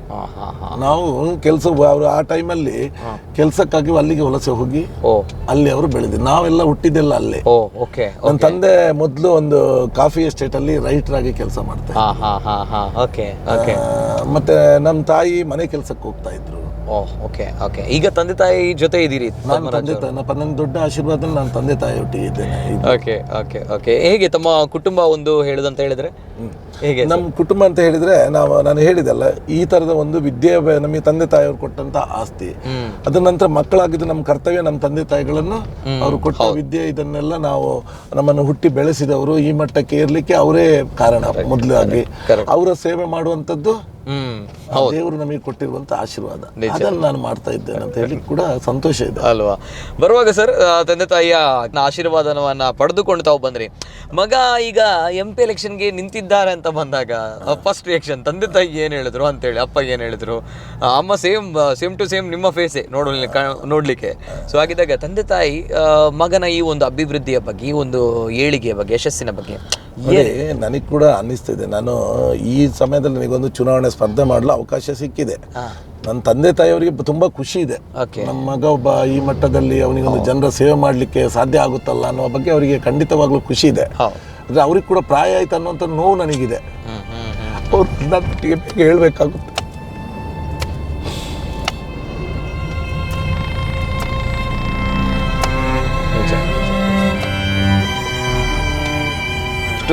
ಪ್ರೀತಿ ಮಾಡ್ತೀರಿ ಅಂತ ಅನ್ಕೊಳ್ತೀನಿ. ಖಂಡಿತ. ಯಾಕಂದ್ರೆ ಮಾತಾಡಿದಾಗಲೇ ತಾವು ಬಹಳಷ್ಟು ಭಾವುಕರಾಗ್ತೀರಿ. ಅಂದ್ರೆ ಎಷ್ಟು ಇಷ್ಟಪಡ್ತೀರಾ ಸರ್? ಯಾಕಂದ್ರೆ ಈಗಲೂ ಕೂಡ ತಾವು ತಂದೆ ತಾಯಿಯ ಜೊತೆಗಿದ್ದೀರಿ. ಅಂದ್ರೆ ತಂದೆ ತಾಯಿಯೇ ಪ್ರಮುಖವಾಗಿರುವಂತಹ ದೇವರು ಅನ್ನುವಂತಹ ನಿಟ್ಟಿನಲ್ಲಿ. ಯಾಕಂದ್ರೆ ನಾನು ಕೂಡ ನಿಮ್ಮ ಜೊತೆ ಹಿಂದೆ ಮಾತಾಡಿದಾಗ ತಂದೆ ತಾಯಿಯ ಬಗ್ಗೆ ಬಹಳಷ್ಟು ಇಂಪಾರ್ಟೆನ್ಸ್ ಬಗ್ಗೆ ತಾವು ಕೊಡ್ತೀರಿ ಜೀವನದಲ್ಲಿ. ಖಂಡಿತ. ಎಷ್ಟು ಮುಖ್ಯ ಅಂತ ನನಗೆ ನನ್ನ ತಂದೆ ತಾಯಿ ಅಂದರೆ ಸರ್ವಸ್ವ. ನಮ್ಮ 3 ಮಕ್ಕಳಿಗೂ ಕೂಡ ನಮಗೆ ಒಳ್ಳೆಯ ಸಂಸ್ಕಾರವನ್ನು ಕೊಟ್ಟಿದ್ದಾರೆ ಅವರು. ಅವ್ರು ಬರಬೇಕಾದ್ರೆ ಅವ್ರ ಅಪ್ಪ ಅಮ್ಮಂದು ಏನೂ ಆಸ್ತಿಯನ್ನು ಅವ್ರು ಪಡ್ಕೊಂಡಿಲ್ಲ. ಇವತ್ತು ನಮಗೆ ಅವರು ನಮ್ಮೊಟ್ಟಿಗೆ ಇರ್ತಾರೆ. ಅದು ನಂದು ಭಾರ ತುಂಬ ಕಡಿಮೆ ಮಾಡ್ತಾರೆ ಅವರು ಅದನ್ನು ಜವಾಬ್ದಾರಿಯನ್ನು ತಗೊಳ್ತಾರೆ. ಈಗಲೂ ಕೂಡ ಅಷ್ಟೇ, ಅವರು ಈ ಪ್ರಾಯದಲ್ಲೂ ಕೂಡ ನಮ್ಮನ್ನು ನೋಡ್ಕೊಳ್ಳುವಂಥದ್ದು. ಕರೆಕ್ಟ್. ಇದನ್ನೇ ನಾನು ಸಮಾಜದಲ್ಲಿ ಕೂಡ ನಾನು ಬಯಸೋದು ಇದನ್ನೇ. ನಾನು ಇದನ್ನೇ ಎಲ್ಲ ಕಡೆ ಹೇಳ್ತಿರುವಂಥದ್ದು. ತಮ್ಮ ವಯೋವೃದ್ಧ ತಂದೆ ತಾಯಿಯವರೊಟ್ಟಿಗೆ ನಾವು ಮಕ್ಕಳಾದವ್ರು ನಾವು ಇರಬೇಕಾಗಿದ್ದು ನಮ್ಮ ಕರ್ತವ್ಯ. ಅವರಿಗೆ ಏನಾದರೂ ಅನಾರೋಗ್ಯಕ್ಕೆಲ್ಲ ಈಡಾದಾಗ ಅವರಿಗೆ ಡಾಕ್ಟ್ರು ಸಿಗ್ಬೋದು, ಮದ್ದು ಸಿಗ್ಬೋದು. ಆದರೆ ಅವರು ಹುಟ್ಟು ಬೆಳೆಸಿದಂಥ ಮಕ್ಕಳ ಪ್ರೀತಿ ಅವರ ಎಷ್ಟೋ ಕಾಯಿಲೆಗಳನ್ನು ಗುಣಪಡಿಸುವಂಥ ಶಕ್ತಿ ಹೊಂದಿರುತ್ತೆ. ಅದು ಎಲ್ಲರಿಂದ ಸಿಗ್ಬೇಕನ್ನೋದು ನನ್ನ ಅದನ್ನು ನಾನು ಎಲ್ಲ ಕಡೆ ಹೇಳ್ತಾ ಬರ್ತಾ ಇದ್ದೇನೆ. ಕರೆಕ್ಟ್. ತಂದೆ ತಾಯಿ ಪ್ರಮುಖವಾಗಿರುವಂತಹ ಆದ್ಯತೆಯನ್ನು ನಾವು ಜೀವನದಲ್ಲಿ ಕೊಡಬೇಕು. ಏನು ಬೇಕಾದರೂ ಆಗ್ಬೋದು ಅನ್ನೋದು ಅಲ್ವಾ ಸರ್? ಓಕೆ. ನಮಗೆ ಬಹಳಷ್ಟು ಅಂದರೆ ನಿಮ್ಮ ಜೊತೆ ಮಾತಾಡಿದ್ರೆ ಬಹಳಷ್ಟು ಭಾವುಕರಾಗಿದ್ರಿ ತಂದೆ ತಾಯಿಯ ಜೊತೆ ಅವರ ವಿಚಾರವನ್ನು ಕೇಳಿದಾಗ. ಅಂದರೆ ಅಷ್ಟು ಇಷ್ಟಪಡ್ತಾರೆ ಪದ್ಮರಾಜ್ ಅವರು ಅವರ ತಂದೆ ತಾಯಿಯನ್ನು, ಅವರ ಜೊತೆನೇ ಇರುವಂಥದ್ದು. ಹಾಗಿದ್ದಾಗ ಸರ್, ಈಗ ನಮ್ಮ ಪ್ರೆಸೆಂಟ್ ಈಗ ಎಲೆಕ್ಷನ್ ಸಿಚುವೇಶನ್ಗಳ ನಡುವೆ ಅಂದರೆ ಸ್ವಲ್ಪ ಬೇಸರ ಅಂತ ಹೇಳುವಾಗ ಟೈಮ್ ಜಾಸ್ತಿ ಕೊಡ್ಲಿಕ್ಕೆ ಆಗ್ತಾ ಇಲ್ಲ ತಂದೆ ತಾಯಿಗೆ ಅನ್ನುವಂಥದ್ದು ಅಲ್ವಾ ಸರ್? ಖಂಡಿತವಾಗ್ಲು. ಈಗ ನಾನು ಬರಬೇಕಾದ್ರೆ 3 ಗಂಟೆ 4 ಗಂಟೆ ಆಗುತ್ತೆ. ಅವ್ರು ಆ ಟೈಮಲ್ಲಿ ಎಚ್ಚರ ಇದ್ದು ನಾನು ಬಂದಾಗ ಹೇಳ್ತಾರೆ. ಹೌದು. ಮತ್ತೆ ನಾನು ಹೊರಡ್ಬೇಕಂದಾಗ ಅವ್ರು ಎಚ್ಚರದಲ್ಲಿ ಇರ್ಬೇಕು, ಅವ್ರು ಇರ್ತಾರೆ. ಇದು ಸ್ವಲ್ಪ ನನಗೆ ಸ್ವಲ್ಪ ನೋವು ತರುವಂತದ್ದು. ಅಂದ್ರೆ ಈ ಪ್ರಾಯದಲ್ಲಿ ಅವರಿಗೆ ಅದು ಹಾಗೆ ಅಂತ ಹೇಳಿ ನಾನು ಎಲ್ಲಾದ್ರೂ ಹೊರಗಡೆ ಹೋಗಿ ಕೂತ್ಕೊಳ್ಬಹುದು, ಅದು ಸಹಿಸೋದಿಲ್ಲ. ತಂದೆ ತಾಯಿಯ ಮುಖ ಒಂದ್ಸಲ ನೋಡ್ಬೇಕನ್ನುವಂಥದ್ದು. ನಿಜ ನಿಜ, ಫ್ಯಾಕ್ಟ್ ಫ್ಯಾಕ್ಟ್. ಸರ್, ಈಗ ಪ್ರೆಸೆಂಟ್ ಸಿಚುವೇಶನ್ ಎಲೆಕ್ಷನ್ ಬಗ್ಗೆ ಹೇಳಿದಾಗ ಸರ್, ಈಗ ಕೆಲವೇ ದಿನಗಳು ಬಾಕಿ ಇದೆ. ನನ್ನ ಹೆಂಡತಿ ಮಕ್ಕಳು ಕೂಡ ಇದ್ದಾರೆ, ನನಗೆ ಹೆಂಡತಿ ಇದ್ದಾಳೆ, ಮಗಳು ಇದ್ದಾಳೆ. ಪಾಪ ಅವರು ನಾನು ನನ್ನ ಮಗಳ ವಿದ್ಯಾಭ್ಯಾಸಕ್ಕೆ ಬಹಳಷ್ಟು ಪ್ರಾಮುಖ್ಯತೆಯನ್ನು ಕೊಡ್ತಿರುವಂಥದ್ದು. ಅವಳು ಬೆಂಗಳೂರಿನಲ್ಲಿ ಸ್ಟಡಿ ಮಾಡ್ತಿದ್ದಾಳೆ. ನನ್ನ ವೈಫನ್ನು ಕೂಡ ನಾನು ಮಗಳು ಒಬ್ಳು ಇರೋದು ಸರಿಯಲ್ಲ ಅಂತೇಳಿ ನನ್ನ ಹೆಂಡತಿಯನ್ನು ಕೂಡ ಇದು ಮಾಡಿ ಬೆಂಗಳೂರಲ್ಲಿ ಒಂದು ಬಾಡಿಗೆ ಮನೆ ಮಾಡ್ಕೊಂಡು ಅಲ್ಲಿ ಅವರು ಇದ್ದಾರೆ. ಚುನಾವಣೆ ಮೊನ್ನೆ ನಾಮಿನೇಷನ್ಗೆಲ್ಲ ಬಂದಿದೆ. ಈಗ ನನ್ನ ಹೆಂಡತಿ ಇವತ್ತು ಬರ್ತಾ ಇದ್ದಾಳೆ, ಬೆಳಿಗ್ಗೆ ಬರ್ತಾ ಇದ್ದಾಳೆ. ಇವತ್ತು ಸ್ವಲ್ಪ ಇದರಲ್ಲಿ ಸ್ವಲ್ಪ ನಾನು ರಿಲ್ಯಾಕ್ಸ್ ಆಗ್ಬೋದು. ಆದರೆ ಅವ್ರಿಗೆ ಕೂಡ ಬೇರೆ ನಮ್ಮ ಪಕ್ಷದ ಕಾರ್ಯಕರ್ತರು ಕರೀತಾರೆ ಚುನಾವಣಾ ಪ್ರಚಾರಕ್ಕೆ ಬರಬೇಕು ಅಂತ. ನನ್ನ ಮಗಳಿಗೆ ಎಕ್ಸಾಮ್ ಇದೆ, ಅವಳಿಗೆ ನಾಡಿದ ತನಕ ಬರ್ಲಿಕ್ಕೆ ಆಗಲ್ಲ ಬಹುಶಃ ಎಲೆಕ್ಷನ್. ಅದ್ರ ಮೊದಲು ಒಂದು 4-5 ದಿವಸ ಬಂದು ಇಲ್ಲಿ ಇದ್ರು, ನನ್ನೊಟ್ಟಿಗೆ ಇದ್ರು. ಬೆಂಗಳೂರಲ್ಲಿ ಇದ್ದಾರೆ. ನನ್ನ ವೈಫ್ ಇವತ್ತು ಬಂದಿದ್ದಾಳೆ, ಬೆಳಿಗ್ಗೆ ಬಂದಿದ್ದಾಳೆ ಇವತ್ತು. ಇನ್ನು ರೀಚ್ ಆಗ್ಬೇಕಷ್ಟೇ. ಹಾಗೆ ಒಂದು ಸುಂದರವಾಗಿರುವಂತಹ ಕುಟುಂಬ ಅಲ್ವಾ ಸರ್? ಜೀವನದ ಮೌಲ್ಯಗಳನ್ನ ಬಹಳಷ್ಟು ಪಾಲಿಸ್ತೀರಿ. ನನ್ನ ಸಹೋದರ ಇದ್ದಾನೆ ದೊಡ್ಡ ಶಕ್ತಿಯಾಗಿ, ನನ್ನ ತಂಗಿ ಇದ್ದಾಳೆ, ನನ್ನ ತಂಗಿ ಮಕ್ಕಳು, ನನ್ನ ಅಣ್ಣನ ಮಕ್ಕಳು, ಎಲ್ಲರೂ ನಮ್ಮ ಕುಟುಂಬದವರು. ನಾನೊಬ್ಬ ಏನು ಹೇಳ್ತೇವೆ ನಾವು, ಅವಿಭಕ್ತ ಕುಟುಂಬವನ್ನು ಇಷ್ಟಪಡುವಂತ ವ್ಯಕ್ತಿ ಅಲ್ವಾ? ಎಲ್ಲರೂ ಒಟ್ಟಿಗೆ ಇರಬೇಕು. ನಿಜ ನಿಜ ನಿಜ. ಸೊ ಅದನ್ನೇ ಪಾಲನೆ ಮಾಡ್ತೀರಿ. ಅದಕ್ಕೋಸ್ಕರ ಬಹಳಷ್ಟು ಸಂಘ ಸಂಸ್ಥೆಗಳು ಪದ್ಮರಾಜ್ ಅಂತ ಬಂದಾಗ ಬಹಳಷ್ಟು ಪ್ರೀತಿ ಮಾಡುತ್ತೆ. ಸೊ ಹಾಗಿದ್ದಾಗ ನಾವೀಗ ಹೋಗುವಂಥದ್ದು ಈಗ ಪೊಳಲಿ ಕ್ಷೇತ್ರಕ್ಕೆ ಅಲ್ವಾ? ಹೇಗಿದೆ ಪ್ಲಾನ್ ಇವತ್ತು? ಪೊಳಲಿ ದೇವಿಯ ಆಶೀರ್ವಾದ ಪಡೆದು ಮತ್ತೆ ಮುಂದಕ್ಕೆ ನೋಡಿ, ಪೊಳಲಿ ದೇವಿಯ ಆಶೀರ್ವಾದ ನಾನು ಇವತ್ತು ಅಂತ ಚುನಾವಣೆಗೋಸ್ಕರ ನಾನು ಯಾವತ್ತು ಯಾವುದೇ ದೇವಸ್ಥಾನ ಅಥವಾ ಪ್ರಾರ್ಥನಾ ಮಂದಿರಗಳಿಗೆ ಹೋಗುವಂಥದ್ದು ನಾನು ಮನಸ್ಸಿಟ್ಟು ಮಾಡ್ಕೊಳ್ಳುವಂಥದ್ದಲ್ಲ.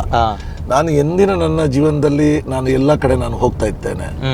ಚರ್ಚ್ಗಳಿಗೂ ಕೂಡ ನಾನು ಹೋಗ್ತೇನೆ, ಪ್ರೇಯರನ್ನು ಮಾಡ್ತೇನೆ. ದೇವಸ್ಥಾನಗಳಿಗಂತೂ ಹೋಗ್ತೇನೆ, ಮಸೀದಿಗಳಿಗೂ ಕೂಡ ಹೋಗ್ತೇನೆ.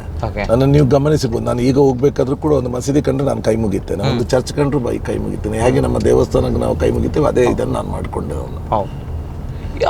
ಏನು ಹೇಳ್ತೀರಾ ಸರ್? ಅಂದರೆ ಪದ್ಮರಾಜರು ಎಲ್ಲರನ್ನೂ ಒಂದೇ ಭಾವನೆಯಿಂದ ಕಾಣ್ತಾರೆ, ಒಂದೇ ವಿಚಾರದಿಂದ ಕಾಣ್ತಾರೆ, ಸರ್ವಧರ್ಮ. ತಾವು ಮಾತುಗಳಲ್ಲೂ ಕೂಡ ಅದನ್ನೇ ಹೇಳ್ತೀರಿ, ನಾವೆಲ್ಲರೂ ಕೂಡ ಸರ್ವಧರ್ಮದಿಂದ ಒಂದು ಸಮನ್ವಯತೆಯಿಂದ ಬಾಳಬೇಕು ಅನ್ನೋಂಥದ್ದು. ಅದರದ್ದು ಕೂಡ ನೀಡ್ ಕೂಡ ಹೌದು. ನಮ್ಮ ಜಿಲ್ಲೆಯಲ್ಲಿ ಪ್ರಸಕ್ತ ಕಾಲಘಟ್ಟದಲ್ಲಿ ಅದು ನೀಡ್ ಅನಿವಾರ್ಯವೂ ಕೂಡ ಹೌದು, ಬೇಕೇ ಬೇಕು ಅನ್ನುವಂಥದ್ದು. ಏನು ಹೇಳ್ತೀರಾ ಸರ್? ಎಷ್ಟು ನೀಡ್? ನೋಡಿ, ನಾವು ಯಾರು ಜಾತಿಯಲ್ಲಿ ನಾವು ಇಂಥ ಜಾತಿಯಲ್ಲೇ ಹುಟ್ಟಬೇಕು, ಇಂಥ ಧರ್ಮದಲ್ಲೇ ಹುಟ್ಟಬೇಕು ಅಂತ ಯಾರೂ ಕೂಡ ನಾವು ಅರ್ಜಿ ಹಾಕಿ ಹುಟ್ಕೊಂಡು ಬಂದವರಲ್ಲ. ಈ ಒಂದು ಜಾತಿ ಪದ್ಧತಿ, ಧರ್ಮ ಪದ್ಧತಿ ನಮ್ಮ ಒಂದು ಸಂಪ್ರದಾಯದಲ್ಲಿ ಬಂದಾಗಿದೆ. ಇವತ್ತು ನಮಗೆ ಭಾರತಕ್ಕೊಂದು ವಿಶೇಷವಾದಂಥ ಗೌರವ ಇದೆ. ಯಾಕೆ ಅಂತ ಹೇಳಿದರೆ, ಇಲ್ಲಿ ಬೇರೆ ಬೇರೆ ಜಾತಿ ಧರ್ಮದವರು ಪರಸ್ಪರ ಗೌರವ ಕೊಟ್ಕೊಂಡು ಅವರವರ ಒಂದು ಸಂಸ್ಕೃತಿ ಏನಿದೆ ಇದಕ್ಕೆ ಗೌರವ ಕೊಟ್ಟು ಬಾಳ್ಕೊಂಡು ಬರುತ್ತಿರುವುದು ಇದು ಭಾರತದ ವಿಶೇಷ. ಬಹುಶಃ ಜಗತ್ತಿನಲ್ಲಿ ಯಾವ ದೇಶದಲ್ಲೂ ಕೂಡ ಇದು ಇಲ್ಲ. ಇದರಿಂದ ಭಾರತದ ಕಡೆ ಎಲ್ಲರೂ ಕೂಡ ಒಂದು ಗೌರವದಿಂದ ನೋಡ್ತಾರೆ. ಈಗ ನಾವು ಹೇಳ್ತೇವೆ ಮನುಷ್ಯರು, ಈಗ ಪದ್ಮರಾಜ್, ಹಾಗೆ ಪದ್ಮರಾಜ್ ಇದ್ದು ರಕ್ತದ ಬಣ್ಣ ಕೂಡ ಕೆಂಪೇ ಇರುತ್ತೆ. ಇನ್ನೊಬ್ಬ ಅಬ್ದುಲ್ ಇದ್ರೆ ಅವನ ರಕ್ತದ ಬಣ್ಣ ಕೂಡ ಕೆಂಪೇ ಇರುತ್ತೆ. ಇನ್ನೊಬ್ರು ಅಂತೋನ್ ಇದ್ರೆ ಅವನ ರಕ್ತದ ಬಣ್ಣ ಕೂಡ ಕೆಂಪೇ ಇರುತ್ತೆ. ಕಣ್ಣೀರಿನ ಬಣ್ಣ ಕೂಡ ಒಂದೇ ಇರುವಂತದ್ದು. ಜಾತಿ ಪದ್ಧತಿ ವ್ಯವಸ್ಥೆ ಬಂದಿದೆ, ಅದಕ್ಕೆ ನಾವು ಗೌರವ ಕೊಟ್ಕೊಂಡು ಬಾಳ್ಬೇಕಾಗಿದ್ದು ನಮ್ಮೆಲ್ಲರ ಮೊದಲ ಧರ್ಮ ಆಗಿರ್ಬೇಕು ಅಲ್ವಾ? ಪ್ರತಿ ಬಾರಿಯೂ ಕೂಡ ನಾನಂತೂ ಯಾವುದೇ ವ್ಯಕ್ತಿಯನ್ನು ನೋಡ್ಲಿ, ಅವರ ಜಾತಿಯನ್ನ ನೋಡಿ ಆಗ್ಲಿ, ಅವರ ಧರ್ಮವನ್ನು ನೋಡಿ ಆಗ್ಲಿ, ಅಥವಾ ಅವರ ಸ್ಟೇಟಸ್ ಅನ್ನು ನೋಡಿ ಆಗ್ಲಿ, ನಾನು ಯಾವತ್ತೂ ಕೂಡ ಯಾರ ಬಳಿ ಕೂಡ ಹೋಗಿಲ್ಲ. ಎಲ್ರು ಮಾನವರು, ನಾವು ದೇವರ ಮಕ್ಕಳು ಅನ್ನುವಂತ ಒಂದು ಇದು ನಾನು ತಿಳ್ಕೊಂಡಿರುವಂತದ್ದು. ಆ ಪ್ರಕಾರ ನಾನು ಇವತ್ತು ಜನಗಳನ್ನು ನೋಡ್ತಾ ಇದ್ದೇನೆ. ಸರ್, ಈಗ ಈ ಚುನಾವಣೆ ಹತ್ರ ಬರ್ತಾ ಇನ್ನೇನು ಕೆಲವೇ ದಿನಗಳು ಬಾಕಿ. ಸೊ ಹಾಗಿದ್ದಾಗ ಎಷ್ಟು ಸರ್ ಬಿಸಿ ಶೆಡ್ಯೂಲ್ ಯಾವ ರೀತಿ ಇದೆ ಅಂತ ಹೇಳಿ ಸರ್? ಈಗ ಶೆಡ್ಯೂಲ್ ನಾನು ನಿಮ್ಗೆ ಹೇಳ್ತಿದ್ದೇನೆ, 24 ಗಂಟೆಯಲ್ಲಿ 22 ಗಂಟೆ, ಆಲ್ಮೋಸ್ಟ್ 22 ಗಂಟೆ ಇದಕ್ಕಾಗುತ್ತೆ. ಮತ್ತೆ ಒಂದು 22, ಕೆಲವೊಮ್ಮೆ 23 ಗಂಟೆನೂ ಆಗುತ್ತೆ. ಇನ್ನು ಸ್ವಲ್ಪ ದಿವಸ ನಾವು ಇಳಿದ ಮೇಲೆ ಇದಕ್ಕೆ ತಯಾರಾಗಿರ್ಲೇಬೇಕಾಗುತ್ತೆ. ಜನರ ರೆಸ್ಪಾನ್ಸ್ ಯಾವ ರೀತಿ ಇದೆ ಹೋದಾಗ? ಪದ್ಮರಾಜ್ ಅವರು, ನಾನು ಬಹುಶಃ ಪದ್ಮರಾಜ್ ಬಹಳಷ್ಟು ಒಬ್ಬ ಪುಣ್ಯವಂತ ಅಂತ ನಾನು ಹೇಳಲಿಕ್ಕೆ ಇಚ್ಛಿಸ್ತೇನೆ. ಇವತ್ತು ನಾನೊಬ್ಬ ಸಕ್ರಿಯ ರಾಜಕಾರಣದಲ್ಲಿ ಇಲ್ಲದಂಥ ವ್ಯಕ್ತಿ. ಏನೋ ಒಂದು ದೇವಸ್ಥಾನದ ಕೋಶಾಧಿಕಾರಿಯಾಗಿ ಆ ದೇವಸ್ಥಾನದಲ್ಲಿ ನಾರಾಯಣ ಗುರುಗಳ ಪ್ರೇರಣೆ ಅಂತ ಏನು ಚಿಕ್ಕ ಪುಟ್ಟ ಸಮಾಜಮುಖಿ ಕೆಲಸಗಳನ್ನು ನಾನು ಮಾಡಿಕೊಂಡು ಬರ್ತಾ ಇದ್ದೆ.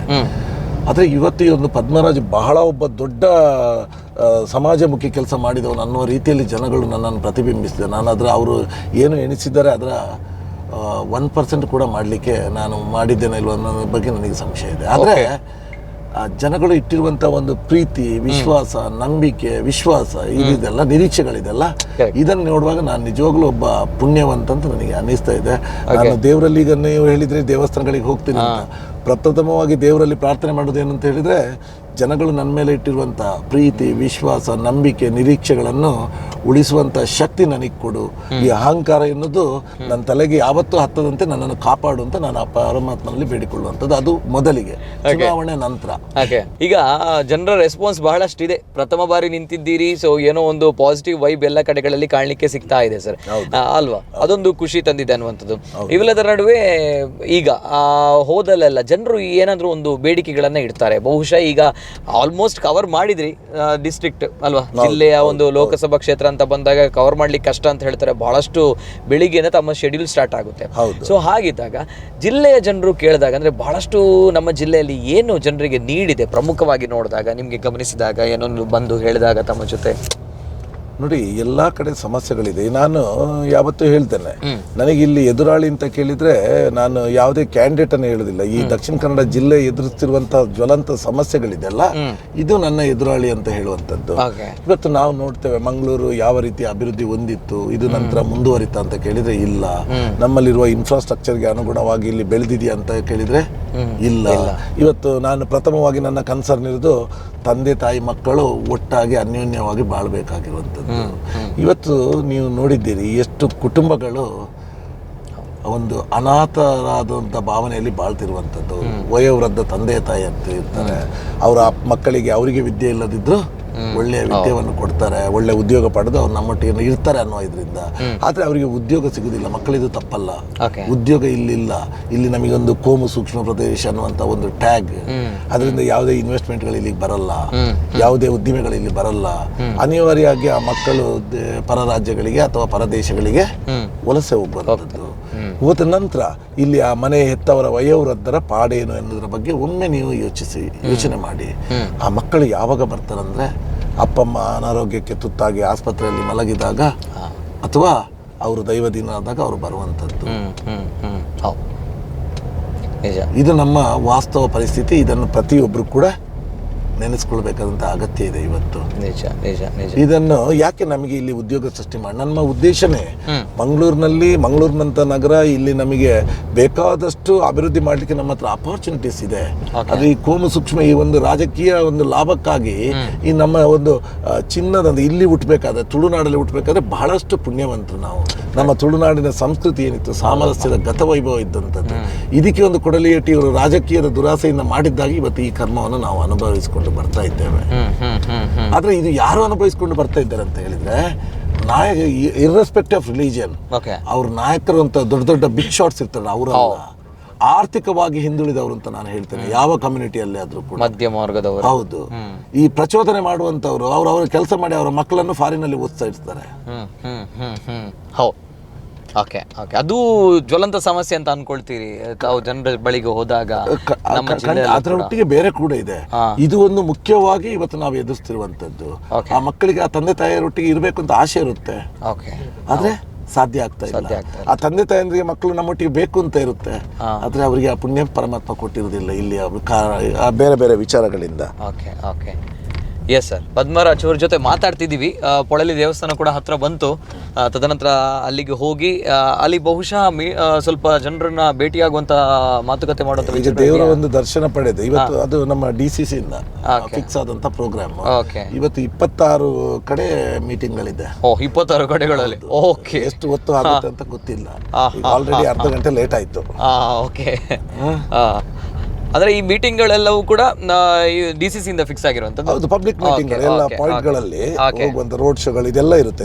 ಇವತ್ತು ರೋಡ್ ಶೋಗಳು ಕೂಡ ಇದೆ. ಓಕೆ, ಬಹಳಷ್ಟು ರೋಡ್ ಶೋಗಳಲ್ಲಿ ಬಹಳಷ್ಟು ಮ್ಯಾಸಿವ್ ಆಗಿರುವಂತ ಒಂದು ರೆಸ್ಪಾನ್ಸ್ ಇಲ್ಲಿ ಬಂತು ಸರ್ ಇಷ್ಟು ಟೈಮಲ್ಲಿ. ಎಲ್ಲ ಕಡೆ ಮೊನ್ನೆ ಮಂಗಳೂರು ನಾರ್ತ್ ನನಗೇನು ಇದು ಚುನಾವಣೆಗೆ ನಾನು ಓಟ್ ಕೇಳ್ತಾ ಹೋಗ್ತಾ ಇರೋದು ಅಥವಾ ವಿಜಯೋತ್ಸವ ಆಚರಿಸ್ತಿರೋದು ಅಂತ ನನಗೆ ಸಂಶಯ ಬಂದಿದೆ.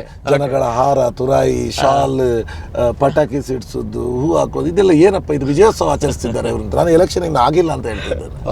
ಓಕೆ, ಆ ರೀತಿ ಒಂದು ಅಭೂತಪೂರ್ವವಾಗಿರೋದು ಬೆಂಬಲ ಇದೆ ಸರ್, ಖಂಡಿತ ಅಲ್ವಾ? ಓಕೆ, ದೇವಸ್ಥಾನ ಬಂದಿದೆ. ತದನಂತರ ಇಲ್ಲಿಗೆ ಹೋಗಿ ಮತ್ತೆ ನಾವು ಮಾತಾಡ್ತೀವಿ ಪದ್ಮರಾಜ್ ಅವರ ಇವತ್ತಿನ ಒಂದು ದಿನಚರಿ ಯಾವ ರೀತಿ ಇದೆ, ಜೊತೆಗೆ ಯಾವ ರೀತಿ ಜನರು ಇವರಿಗೆ ಬೆಂಬಲವನ್ನು ಕೊಡ್ತಾರೆ, ನೀಡ್ತಾರೆ. Yes sir, thank you.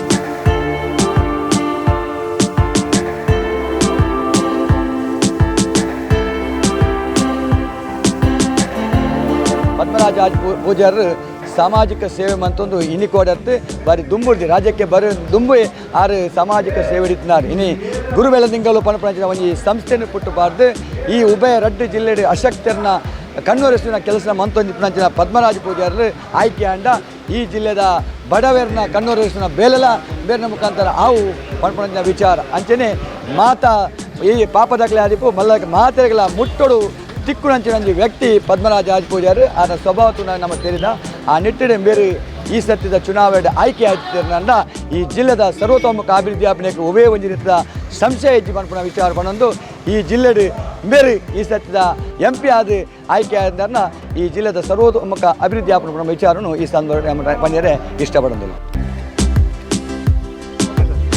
ಬಗ್ಗೆ ಜಿಲ್ಲೆದ ಗೋಕರ್ಣನಾಥ ಕ್ಷೇತ್ರದ ಟ್ರಸ್ಟಿ ಆದಿತ್ತು, ಕೋಶಾಧಿಕಾರಿ ಆದಿತ್ತು, ಗುರುಗಳು ಸಂಸ್ಥೆಯನ್ನು ಶುರು ಮಾಡ್ತದೆ, ಪಾಪದಕ್ಕಲಿಗೆ ಕಷ್ಟದಿದ್ದಾಗಲೇ ಸಹಾಯ ಮಾಡ್ತದೆ, ಸಾಮಾಜಿಕ ಬದುಕಿನ ಪ್ರತಿನಿಧಿಯಾರ ಅವಕಾಶ ಇಜ್ಜದ ಕಾರಣ ತಾನು ಸಾಮಾನ್ಯ ವ್ಯಕ್ತಿ ಅಲ್ಲ ಜನಪರವಾದ ಕೆಲಸ ಮಲ್ಪಡುವನ್ನ ಮಲ್ಲ ಆಚಿಡು ಇದು ಜನಪರವಾದ ಕೆಲಸ ಬಂತನ ಆರು ಇನಿ ಆಶೆ ಅಪೇಕ್ಷೆ ಒಂದು ಚುನಾವಣೆ ಉಂತಿದೆ ಏಕಲ ಮಾತ್ರ ಒತ್ತಾಶದ ಬೆಂತ ಈ ಚುನಾವಣೆ ಉಂತಿರಾರೆ ನಿಖಿಲ್ ನಮ್ಮ ಮಾತ್ರ ಜವಾಬ್ದಾರಿಯನ್ನು ಆರನ್ನು ಮಲ್ಲ ಬಹುಮತದ ಗೆಲ್ಪೋಣದ ಕೆಲಸ ಮಾಡ್ಕೊಡು ಯಾರೊಂದು ಪಾತ್ರ ಬರ್ಕೊಂಡು ನಿಗಡ ಇನ್ನು ಯಾರು ಕೆಲವು ದಿನ ನಮ್ಮ ಆರ್ದ ಪರವಾದ ಓಟು ಕೆಲಸ ಮಾಡ್ತಂದ 6-5 ವರ್ಷ ನಮ್ಮ ಕಾವಲ್ಗಾರ ಎನ್ನುವ ಕೆಲಸ ಮಲ್ಪೆರುಮನ್ನ ಪಾತ್ರ ಬರ್ತಾರೆ. ಮಲ್ಪೆರುಮನ್ನ ವಿಶ್ವಾಸದೊಂದಿಗೆ ಆರಿಗೆ ರಾಜರಾಜೇಶ್ವರ ಸಂಪೂರ್ಣ ಆಶೀರ್ವಾದ ಇಪ್ಪಳು ಬನ್ನ ಪಾತ್ರ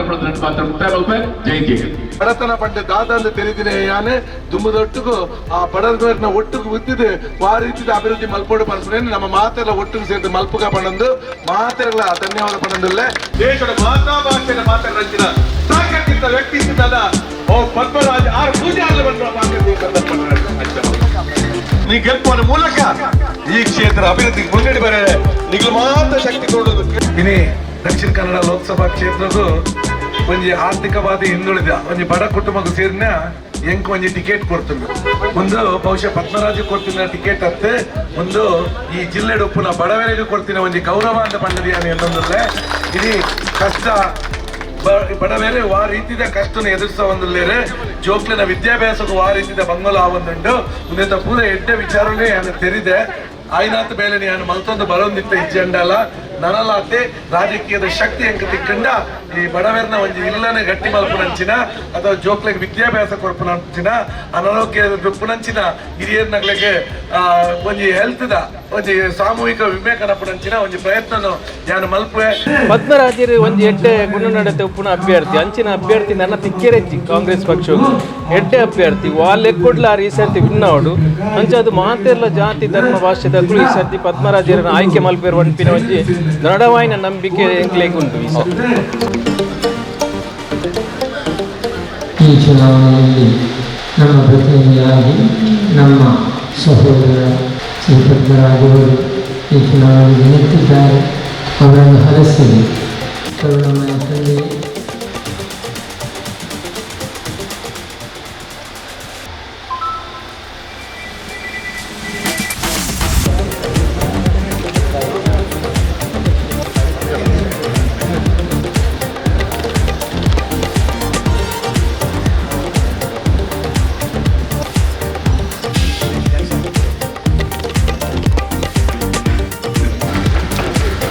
ದೇವರನ್ನ ಭೇಟಿನ ಮತ್ತದ ದೇವರ ಅನುಗ್ರಹ ಪ್ರಸಾರದ ತರುವುದಲ್ಲಾರು ಈ ಶರದ ಲೋಕಸಭಾ ಚುನಾವಣೆಗೆ ಕಾಂಗ್ರೆಸ್ ಪಕ್ಷದ ಅಭ್ಯರ್ಥಿಯಾದ ದಕ್ಷಿಣ ಕನ್ನಡ ಜಿಲ್ಲೆಗೆ ಪ್ರತಿಸ್ಪರ್ಧೆ ಮತ್ತೊಂದಲ್ಲಾರು ಈ ಏರಿಯಾದ ಈಗ ಪ್ರಚಂಡ ಬಹುಮತದ ಜಯಶಾಲಿ ಅಪಿಲಕ ದೇವರ ಅನುಗ್ರಹ ಮತ್ತು ಕೊರ್ಪು ಮಸ್ತ್ ರೂಪಗಳು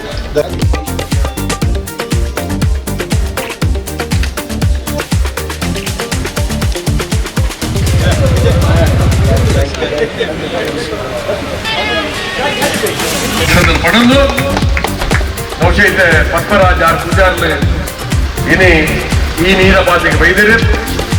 ಪ್ರತಿ ಒರಿ ಕಾರ್ಯಕರ್ತೆಯರು ಫೀಲ್ಡ್ಗೆ ಪೋನಾಗ ಪನೊಂದುಲ್ಲೆರೆಂಚಿನ ಪಂಡ ಪ್ರತಿ ಒರಿಲ ಎಂಕ್ಲೇನು ಪ್ರೀತಿಡು ಸ್ವಾಗತ ಮಲ್ಪೇರು ನಿಗ್ಲೆಗೆ ಈ ಸರ್ತಿ ಓಟು ಕೊರಪ ಅಂದ ಪನ್ಪೇರು ಪನ್ಪುನ ಒಂಜಿ ಆಶ್ವಾಸನೆಯನ್ನು ಕೊರ್ಪೇರು ಪನ್ಪುನೇನು ಪನೊಂದುಲ್ಲೇರು ಒಂದು ಎಂಕ್ಲೆಗ್ ಧೈರ್ಯ ಉಂಡು ಈ ಸರ್ತಿ ಎಂಕ್ಲ ಅಭ್ಯರ್ಥಿ ಗೆಲ್ಪೇರು ಪನ್ಪುನವು ಯಾನೊಂಜಿ ಪಾತ್ರ ಪನ್ಪುನಿ ಇನಿ ಕುದ್ರೋಳಿ ದೇವಸ್ಥಾನದ ಒಂದು ಟ್ರಸ್ಟ್ದ ಸದಸ್ಯ ದೇವಸ್ಥಾನದ ಕೋಶಾಧಿಕಾರಿಯಾದ ಸಂಸ್ಥೆ ರಚನೆ ಬಂತದ್ದು ಬಡವರಿಗೆ ಅಸತ್ಯಗಳಿಗೆ ಜನಗಳಿಗೆ ಸಹಾಯ ಮಾಡ್ತಾ ಕೆಲಸ ಮತ್ತೊಬ್ಬ ಇದ್ದಾರೆ ಪದ್ಮರಾಜ್ ಆರು ಚುನಾಯಿತ ಸದಸ್ಯ ಆಪ್ನ ಅವಕಾಶ ಸಂದರ್ಭ ಇಜ್ಜಂದ ಸಂದರ್ಭಗಳು ಒಂದು ಸಾಮಾಜಿಕ ಕಾರ್ಯಕರ್ತೆ ಆದ ಈ ಮಾತ ಕೆಲಸ ಮಲ್ತಿರಿ ಬಂದು ನಾವು ಬಹಳ ಸಂತೋಷದ ವಿಚಾರ. ಭೂಮಿನೇ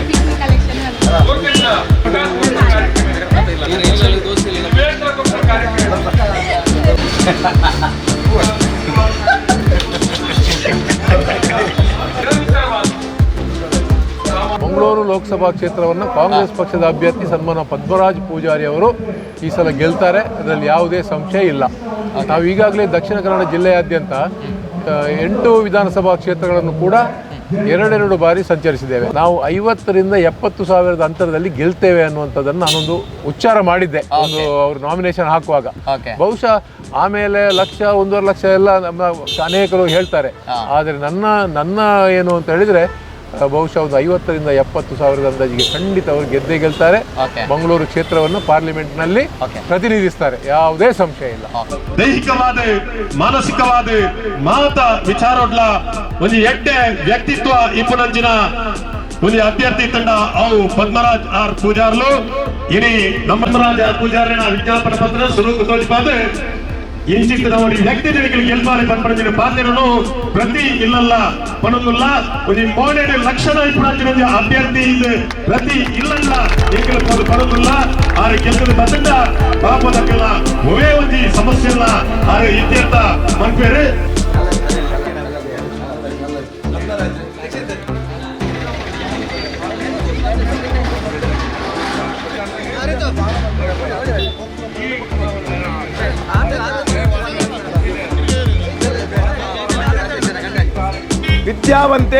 ಒಬ್ಬ ವಿದ್ಯಾವಂತೆ ಕುದ್ರೋಳಿ ದೇವಸ್ಥಾನದ ಕೋಶಾಧಿಕಾರಿಯಾದ ಕೇಂದ್ರದ ಮಾಜಿ ಮಂತ್ರಿಗಳಂಚಿನ ಸನ್ಮಾನ್ಯ ಜನಾರ್ದನ್ ಪೂಜಾರಿನ ಗರಡಿಡೆ ಬೆಳೆಯಂಚಿನ ಒಬ್ಬ ವ್ಯಕ್ತಿ ಒಬ್ಬ ವಕೀಲರಾದ ಅನೇಕ ಜನಕ್ಕೆ ಸಹಾಯ ಮಾಡ್ತಾರ.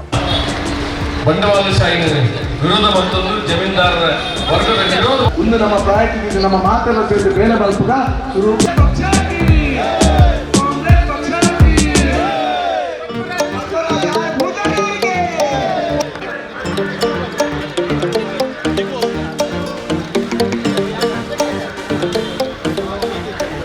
ಜನಾರ್ದನ ಪೂಜಾರಿಯವರು ಜನರಿಗೆ ಬೇಕಾದಂಥ ತುಂಬ ಸವಲತ್ತು ಆ ವರ್ಷದ ಅನುದಾನ ಮುಗಿದು ಕೂಡ ಬರೋ ವರ್ಷದ ಅನುದಾನ ಮೊದಲೇ ಅವರು ಕೊಟ್ಟು ಅಷ್ಟು ಅಭಿವೃದ್ಧಿ ಕೆಲಸ ಮಾಡಿದ್ದಾರೆ.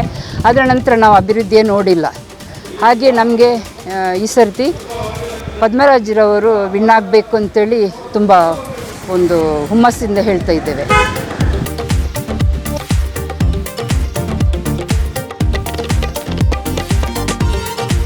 ఇది బీజేపీ దగ్గర మల్పినక మిగులు అపప్రచారం అవుతుందో ಸುಳ್ಳು ಪನೊಂದು ಇದೇದ ಬೇಟ ಬೇಟ ವಿಚಾರಣ ಗೊಂದಲದ ವಿಚಾರಣ ಪನೊಂದು ಮತದಾರನ ಇಲ್ಲೇ ಹೋಗನ ಅಗತ್ಯ ಇಜ್ಜಿ ಕಾಂಗ್ರೆಸ್ ಪಕ್ಷದ ದಾದ ಅಭಿವೃದ್ಧಿ ಯೋಜನೆ ಮಲ್ತದೆ ಅಥವಾ ನನ್ನ ದಾದ ಮಲ್ಪನದ್ದು ಕಾಂಗ್ರೆಸ್ ಪಕ್ಷದ ಗ್ಯಾರಂಟಿನ ಎಂಚೈನಿ ನಾವು ಕಾಂಗ್ರೆಸ್ ಪಕ್ಷದ ಕಡೆ ಮಾತ್ರ ಸಿಕ್ಕಿದ ಗ್ಯಾರಂಟಿ ಅಂತೆ ಬಿಜೆಪಿ ಪಕ್ಷದಲ್ಲ ಇಲ್ಲಿ ಐತ ಗ್ಯಾರಂಟಿದ ಫಲಾನುಭವಿಯಾದ ಉಲ್ಲೇರೆ.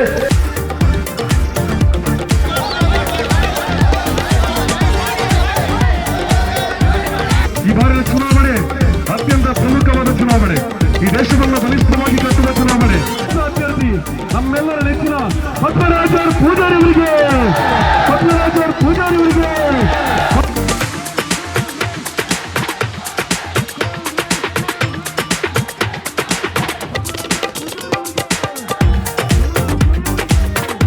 ಕಾಂಗ್ರೆಸ್ ಬ್ಲಾಕ್ನ 27 ಗ್ರಾಮಗಳ ಬಲ್ಬದು ಪೊಲಲಿ ರಾಜರಾಜೇಶ್ವರಿ ಅಮ್ಮನ ಸನ್ನಿಧಾನದ ಆರಂಭ ನೆಂಚಿನ ಈ ಒಂದು ಚುನಾವಣಾ ಪ್ರಚಾರ ಸಭೆ 27 ಗ್ರಾಮಗಳ ಯಶಸ್ವಿಯಾದ ಪೂರೈಸದೆ ಇತ್ತೆ ಮೂಲ ಸಾರ್ವಜನಿಕ ಸಭೆ ನಮ್ಮ ಮೂಲಲ್ಲ